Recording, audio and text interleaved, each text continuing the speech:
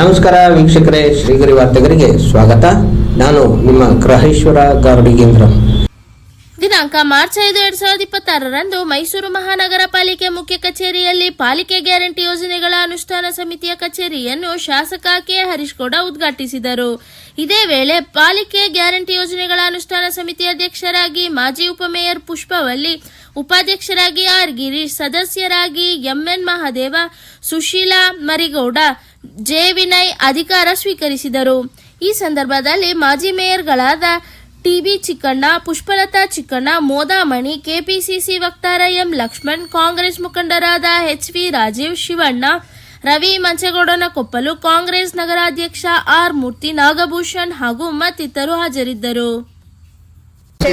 Guarantee ಯೋಜನೆ ಅನುಷ್ಠಾನ ಸಮಿತಿಯ ಅಧ್ಯಕ್ಷರು, ಉಪಾಧ್ಯಕ್ಷರು ಮತ್ತು ಕ್ಷೇತ್ರವಾರು ಅಧ್ಯಕ್ಷರುಗಳು, ಉಪಾಧ್ಯಕ್ಷರು ಮತ್ತು ಸದಸ್ಯರುಗಳನ್ನ ಸರ್ಕಾರದಿಂದ ಆದೇಶವಾಗಿ ಬಂದಿತ್ತು.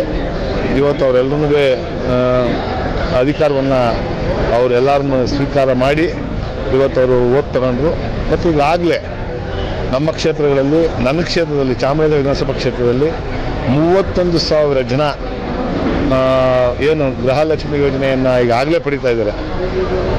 ಇನ್ನೂ ಸಮರ್ಪಕವಾಗಿ ಇನ್ಯಾರು ತಲುಪಬೇಕು ಮತ್ತು ಯಾರ್ಯಾರಿಗೆ ಅದರಿಂದ ವಂಚಿತರಾಗಿದ್ದಾರೆ, ಆ ಯೋಗ್ಯತೆ ಇರುವಂಥವ್ರಿಗೆ, ಆ ಅರ್ಹತೆ ಇರುವಂಥವ್ರಿಗೆ ಅವ್ರಿಗೆಲ್ಲರನ್ನು ಕೊಡಿಸುವಂಥ ಕೆಲಸವನ್ನು ಇವತ್ತು ನಮ್ಮಲ್ಲಿ ಏನು ಅಧ್ಯಕ್ಷರು ಮತ್ತು ಉಪಾಧ್ಯಕ್ಷರುಗಳು ಮತ್ತು ಸದಸ್ಯರುಗಳನ್ನ ಆಯ್ಕೆ ಮಾಡಿದ್ದೀವಿ, ಅವರು ಅದನ್ನು ಪರಿಶೀಲನೆ ಮಾಡಿ ಮುಂದಿನ ದಿನಗಳಲ್ಲಿ ಅವ್ರಿಗೂ ಕೊಡಿಸುವಂಥ ಕೆಲಸವನ್ನು ಮಾಡಿಸ್ತಾರೆ. ನಗರ ಪ್ರದೇಶದಲ್ಲಿರುವಂತಹ ಕುಂದುಕೊರತೆಗಳನ್ನು ಗ್ಯಾರಂಟಿ ವಿಚಾರವಾಗಿ 100ಕ್ಕೆ 100 ಗ್ಯಾರಂಟಿ ಯಾರ್ಯಾರಿಗೆ ತಲುಪಬೇಕು, ಅವ್ರಿಗೆ ಯಾರು ತಲುಪ್ತಾ ಇಲ್ಲ, ಅದನ್ನು ತಲುಪಿಸುವಂಥ ಕೆಲಸವನ್ನು ನಮ್ಮ ಏನು ಇವತ್ತು ಸಮಿತಿಯನ್ನು ನಾವು ರಚನೆ ಮಾಡಿದೆ ನಮ್ಮ ಸರ್ಕಾರ, ಆ ಸಮಿತಿಯವರೆಲ್ಲರನ್ನು ಸೇರಿ ಅದನ್ನು ಬಗೆಹರಿಸುವಂಥ ಕೆಲಸ ಮಾಡ್ತಾರೆ. ಸರ್, ಅಲ್ಲಲ್ಲಿ ಸರಿಯಾಗಿ ಗ್ಯಾರಂಟಿಗಳು ತಲುಪ್ತಾ ಇಲ್ಲ.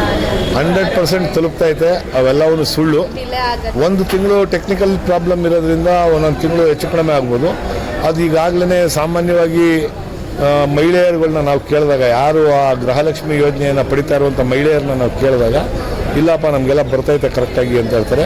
ಒಂದು ತಿಂಗಳು ಹೆಚ್ಚು ಕಡಿಮೆ ಆಗಿದೆ, ಆ ತಿಂಗಳದನ್ನು ನೆಕ್ಸ್ಟ್ ತಿಂಗಳು ಸೇರಿಸಿ ಕೊಡುವಂಥ ಕೆಲಸವನ್ನು ನಮ್ಮ ಸರ್ಕಾರ ನಾವು ಮಾಡ್ತಾ ಇದ್ದೀವಿ. ಸರ್, ಗ್ಯಾರಂಟಿ ವಿಚಾರವಾಗಿ ಏನಾದರೂ ಪರಿಷ್ಕರಣೆ ಆಗಲ್ಲ, ಕೇವಲ ಅರ್ಹ ಫಲಾನುಭವಿಗಳಿಗೆ ಮಾತ್ರ ತಲುಪಬೇಕು ಅನ್ನೋದು ಅದು ಒಂದು ಸ್ವಲ್ಪ ನಮ್ಮ ನಾಯಕರುಗಳೆಲ್ಲರನ್ನೂ ಅದ್ರ ಬಗ್ಗೆ ಚರ್ಚೆ ಮಾಡ್ತಾ ಇದ್ದಾರೆ.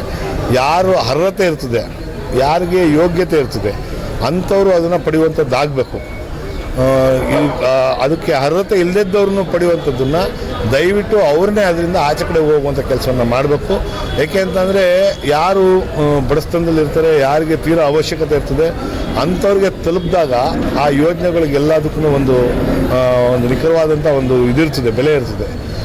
ಸುಮ್ಮನೆ ಅವಶ್ಯಕತೆ ಇಲ್ಲದೇ ಇದ್ರೂ ಪಡೆಯುವಂಥವ್ರು ಇದ್ದರೆ ಅಂಥವ್ರನ್ನ 100% ಅದನ್ನು ನಿಷ್ಕ್ರಿಯಗೊಳಿಸುವಂಥ ಕೆಲಸ ಆಗುತ್ತೆ. ಸರ್ಕಾರ ಈ ಯೋಜನೆಯನ್ನು ಅನುಷ್ಠಾನಕ್ಕೆ ತರೋಕೆ ಮುಂಚೆ ಅರ್ಹ ಫಲಾನುಭವಿಗಳು ಮಾತ್ರ ಅರ್ಜಿ ಸಲ್ಲಿಸಬೇಕು ಅನ್ನೋ ಈಗ ಅರ್ಹತೆ ಇರುವಂಥವ್ರೂ ಸಹ, ಅರ್ಹತೆ ಇಲ್ಲದಿದ್ದವ್ರೂ ಸಹ, ಅದರ ಅವಶ್ಯಕತೆ ಇಲ್ಲದಿದ್ರೂ ಸಹ ಪಡೆದಿರುವಂಥವ್ರು ಒಂದು ಸ್ವಲ್ಪ ಜನ ನಮ್ಮ ಕಣ್ಣು ಕಾಣಿಸ್ತಾ ಇರ್ತಾರೆ ಅನ್ನೋದು ವಿಚಾರವನ್ನು ಅಧಿಕಾರಿಗಳು ಹೇಳ್ತಾ ಇದ್ದಾರೆ. ಅಂಥವೆಲ್ಲನೂ ಪರಿಶೀಲನೆ ಮಾಡ್ತೀವಿ. ಮೊದಲಿಗೆ ನಮ್ಮ ಮುಖ್ಯಮಂತ್ರಿಗಳು ಮತ್ತು ಡಿ.ಕೆ. ಶಿವಕುಮಾರ್ ಸಾಹೇಬರು, ಉಪಮುಖ್ಯಮಂತ್ರಿಗಳು, ಪುಷ್ಪಾ ಅಮರನಾಥ್ ಮೈಸೂರು ಇನ್ಚಾರ್ಜ್ ಇದ್ದಾರೆ ಗ್ಯಾರಂಟಿ ಅನುಷ್ಠಾನ ಸಮಿತಿಯ, ಅವರೆಲ್ಲರ ಒಂದು ಸಹಾಯದಿಂದ ಇವತ್ತು ನಾನು ಮೈಸೂರು ಸಿಟಿ ನಗರ ಅನುಷ್ಠಾನ ಸಮಿತಿಗೆ ಅಧ್ಯಕ್ಷರಾಗಿ ಆಯ್ಕೆ ಆಗಿದ್ದೀನಿ. ನಾನು ಆದಷ್ಟು ಎಲ್ಲ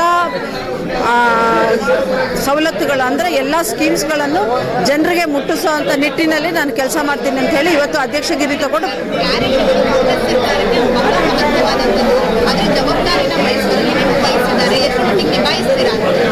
ಏನು ಜವಾಬ್ದಾರಿ ಕೊಟ್ಟಿದ್ದಾರೆ ಅದನ್ನು ವಾರ್ಡ್ ಮಟ್ಟದಲ್ಲಿ ಜನರನ್ನ ಒಂದು ಗ್ರೀವೆನ್ಸ್ ಕಮಿಟಿ ಅಂತ ಮಾಡಿಬಿಟ್ಟು ವಾರ್ಡ್ ಮಟ್ಟದಲ್ಲಿ ಎಲ್ಲ ಫಲಾನುಭವಿಗಳನ್ನ ಸೇರಿಸಿ ಅವರ ಒಂದು ಸವಲತ್ತುಗಳು ಬರ್ತಿದೆಯಾ ಇಲ್ಲ ಅನ್ನೋದನ್ನು ತಿಳಿದುಕೊಂಡು ಅವ್ರಿಗೆ ತಲುಪಿಸೋ ನಿಟ್ಟಿನಲ್ಲಿ ನಾನು ಪ್ರಯತ್ನ ಮಾಡ್ತೀನಿ.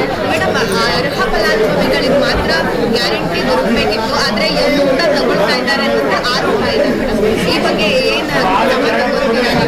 ಈಗ ನಾನು ಎಲ್ಲ 5 ಕಚೇರಿಗಳಿಂದನೂ ನಾನು ಮಾಹಿತಿ ತರಿಸ್ಕೊಂಡು ಮುಂದಿನ ಏನು ಕ್ರಮ ತಗೊಳ್ಬೇಕಂತ ಹೇಳಿ ನಮ್ಮ ಅಧ್ಯಕ್ಷಗಳ ಜೊತೆ ಡಿಸ್ಕಸ್ ಮಾಡಿ, ಅಂದರೆ ಸ್ಟೇಟ್ ಅಧ್ಯಕ್ಷರಾದಂಥ ರೇವಣ್ಣವರು ಮತ್ತು ನಮ್ಮ ಇನ್ಚಾರ್ಜ್ ಆದಂಥ ಪುಷ್ಪಾ ಅಮರನಾಥ್ ಅವ್ರ ಜೊತೆ ಕೂತು ಮತ್ತು 5 ಇಲಾಖೆಗಳ ಜೊತೆನೂ ಚರ್ಚೆ ಮಾಡಿ ನಾನು ಒಂದು ಈ ಕಾರ್ಯಕ್ರಮನ ಯಶಸ್ವಿಗೊಳಿಸಲಿಕ್ಕೆ ಪ್ರಯತ್ನ ಮಾಡ್ತೇನೆ. ಟೆಕ್ನಿಕಲ್ ಸಮಸ್ಯೆಯಿಂದಾಗಿ ಕೆಲವು ಅರ್ಜಿದಾರರಿಗೂ ಕೂಡ ಸಿಗ್ತಾ ಇಲ್ಲ ಗ್ಯಾರಂಟಿ, ಅಂಥವ್ರ ಇಲ್ಲಿ ಬಂದ್ರೆ ಬಗೆಹರಿಯುತ್ತೆ?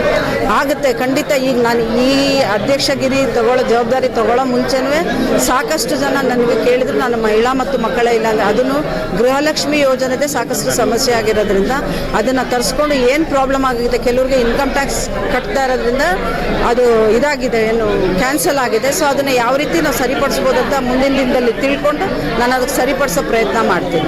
ಮತ್ತೆ ಮುಂದಿನ ವಾರ್ತೆಗರಿಯಲ್ಲಿ ಭೇಟಿಯಾಗೋಣ. ಶ್ರೀಗರಿ, ನಿಮ್ಮ ಮನದಾಳದ ಗರಿ. ನಮಸ್ಕಾರ. ಶ್ರೀಗರಿ, ನಿಮ್ಮ ಮನದಾಳದ ಗರಿ. ಶ್ರೀಗರಿ, ನಿಮ್ಮ ಭಾವನೆಗಳ ಗರಿ. ಶ್ರೀಗರಿ, ನಾಡಿನ ಹೆಮ್ಮೆಯ ಗರಿ. ಮನೆ ಮನಗಳ ಗರಿದು ಶ್ರೀಗರಿ, ತನು ಮನ ಧನಗಳ ಗರಿದು ಶ್ರೀಗರಿ, ವಿಶ್ವದ ದೇಶದ ನಾಡಿನ ಗರಿದು ಶ್ರೀಗರಿ.